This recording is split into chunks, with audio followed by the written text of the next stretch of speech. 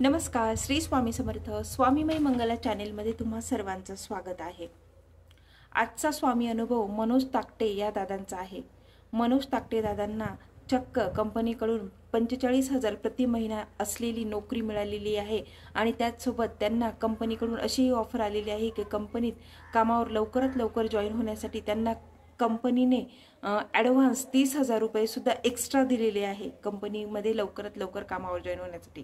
परंतु ह्याच दादांची एकेकाळी अतिशय हलाखीची परिस्थिती होती. यांची जी आधीची नोकरी होती ती काही कारणास्तव गेलेली होती आणि त्यामुळे या दादांना अत्यंत हलाखीतून जावं लागलेलं होतं आणि त्याचवेळी दादांना कोणीतरी स्वामी मार्ग सुचवला आणि दादांनी काही स्वामी सेवा केल्या.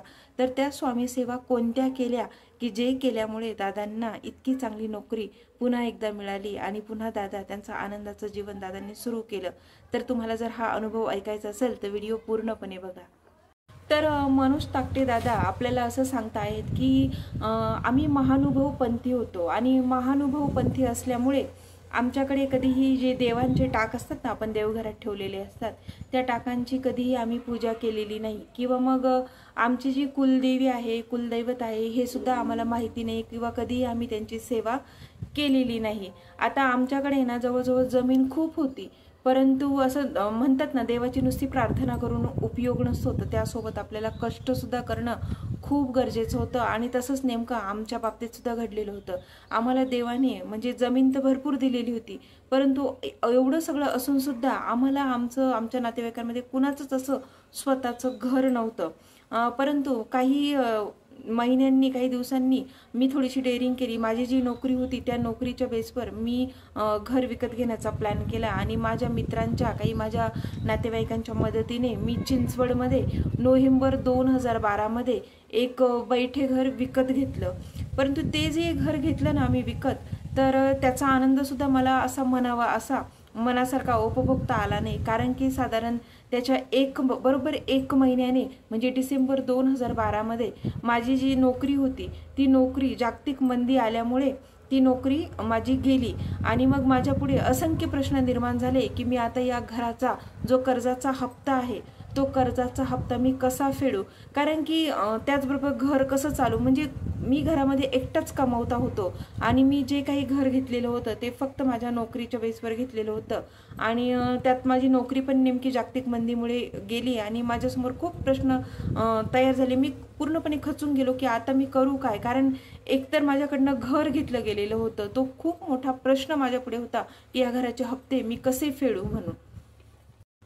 परंतु मी जरी पूर्णपणे खचून गेलेलो होतो, पण माझ्या कुटुंबातील ज्या व्यक्ती होत्या जसे की माझी आई, माझी पत्नी आणि माझी लहान मुलगी सुद्धा, म्हणजे मला खूप तिघी जणी सपोर्ट करत होत्या, त्या मला खचू देत नव्हत्या.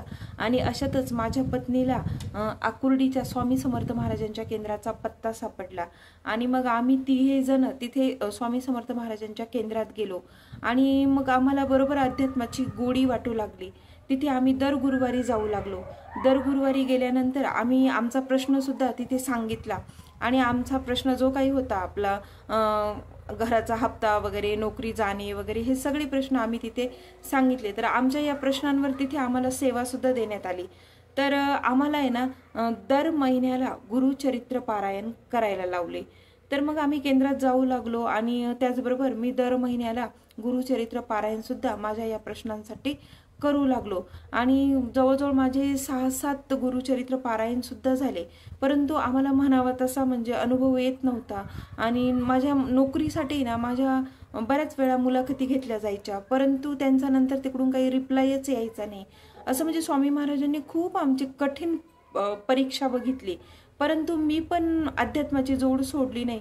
मी पूर्णपणे खचलो नाही, केवळ आणि केवळ स्वामी महाराजांमुळेच. कारण की महाराज जरी परीक्षा घेत होते, परंतु महाराजांनी माझं मन इतकं स्ट्रॉंग बनवलं होतं ना की माझ्यावर एवढा कठीण प्रसंग येऊन सुद्धा मी मात्र अजिबात खचलेलो नव्हतो. मी माझे पारायण चालूच ठेवलेले होते आणि साधारण 7-8 गुरुचरित्र पारायण झाले.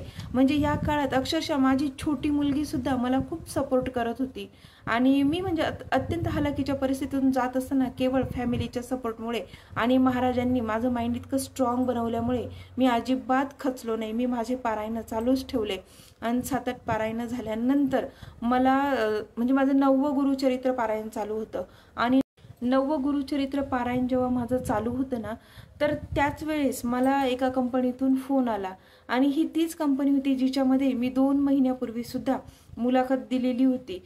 तर 2 महिन्यापूर्वी दिलेली जी मुलाखत होती त्याच कंपनीतून मला पुन्हा फोन आला आणि मला सांगण्यात आलं की बाबा तुमची पुन्हा मुलाखत होईल असं. तर मग मी पुन्हा मुलाखत दिली आणि त्या मुलाखतीमध्ये मी पास झालो आणि माझं जवळजवळ 99% काम तिथेच झालं होतं. म्हणजे मला नोकरी लागणं फिक्स होतं. त्यानंतर मग माझं गुरुचरित्र पारायणाची नेमकी दुसऱ्या दिवशी समाप्ती होती आणि गुरुचरित्र पारायण 9वं माझं संपलं आणि गुरुचरित्र पारायणाची माझी आरती चालू होती नेमकी त्यावेळेस.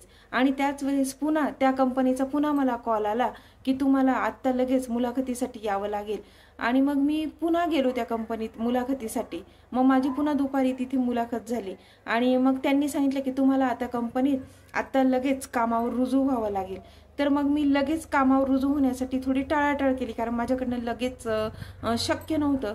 तर त्या कंपनीने मला सांगितलं की मी तुम्हाला प्रतिमा 45,000 रुपये महिना देईल आणि त्याचसोबत तुम्हाला 1 महिना ॲडव्हान्स सुद्धा, 1 महिना आधीचा पगाराचा ॲडव्हान्स सुद्धा देईल मी तुम्हाला 30,000 रुपये. तर तुम्हाला उद्या आणि तुम्ही मात्र मग 4 दिवसांनी कामावर येऊ शकता असं मला कंपनीने सांगण्यात आलं. आणि असं सांगितल्यावर मला अतिशय आनंद झाला. या दादांनी आपल्या गुरुचरित्र पारायणाची सेवा नोकरी मिळण्यासाठी केलेली होती. कारण की गुरुचरित्र जो हा ग्रंथ आहे तो ग्रंथ अतिशय शक्तिशाली ग्रंथ आहे. म्हणजे या ग्रंथाचं तुम्ही कुठलीही तुमची मनोकामना असो, मनोकामना पूर्तीसाठी या ग्रंथाचं पारायण नक्की करून बघा. कारण गुरुचरित्र ग्रंथ म्हणजे आता बघा आपले स्वामी समर्थ महाराज गुरुदेव दत्तांचाच अवतार आहे आणि त्यामुळे स्वामी सेवेमध्ये गुरुचरित्र पारायणाला अतिशय असे महत्त्व दिले गेलेले आहे. आणि म्हणूनच जेवढी स्वामी सेवेकरी असतील आणि त्यांचे जर काही कठीण समस्या असतील तर ते गुरुचरित्र ग्रंथ पारायण नक्की करू शकतात आणि त्यांची मनोकामना सुद्धा पूर्ण करू शकतात. तर अशा पद्धतीने आपल्या स्वामी सेवेत गुरुचरित्र ग्रंथाच्या पारायणाने या दादांना एक छानशी अशी नोकरी मिळालेली आहे आणि हे दादा सगळ्या समस्यातून मुक्त झालेले आहे. तर तुम्हाला जर आजचा हा व्हिडिओ आवडला असेल तर व्हिडिओला लाईक नक्की करा, त्याचसोबत चॅनेलला सबस्क्राईब करा आणि बेल आयकॉनलाही क्लिक करा. त्यासोबतच जर तुमचे काही स्वामी सेवेविषयी प्रश्न असतील तर तुम्ही कमेंटमध्ये नक्की विचारू शकता. जर तुमचे काही आर्थिक, आरोग्याचे, शैक्षणिक समस्या असतील तर तुम्ही कमेंटमध्ये विचारू शकता. तुमच्या समस्यांवर आपले गुरुमाऊलींचे प्रभावशाली उपाय तुम्हाला नक्की दिले जातील. चला तर मग श्री स्वामी समर्थ.